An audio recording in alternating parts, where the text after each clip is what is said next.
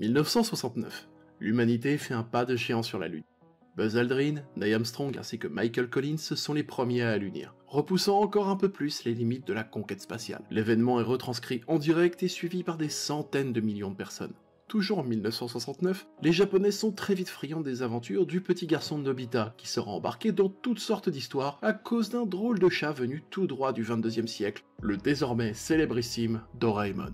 Un poil moralisateur, le matou pensant bien faire aggravera à chaque fois les choses avec des gadgets incroyables. Fort de son brillant succès, il faut dire que les 45 tomes du manga se sont vendus à 100 millions d'exemplaires, que depuis 1980, un film par an y est consacré, et sans parler de ses apparitions publicitaires, notamment jouées par notre Jean Reno national, c'est pas rien. Mais derrière le phénomène, un certain Fujiko Fujio est reconnu par le maître Tezuka. Mais celui-ci tombera nez à nez derrière la vérité, l'artiste est en fait deux personnes, Hiroshi Fujimoto et Moto Abiko, tous les deux radicalement opposés et se complétant en alternant entre dessin et scénario, donnant ainsi toute la particularité de cette œuvre, désormais quinquagénaire et immortelle dans le paysage de la Japanimation.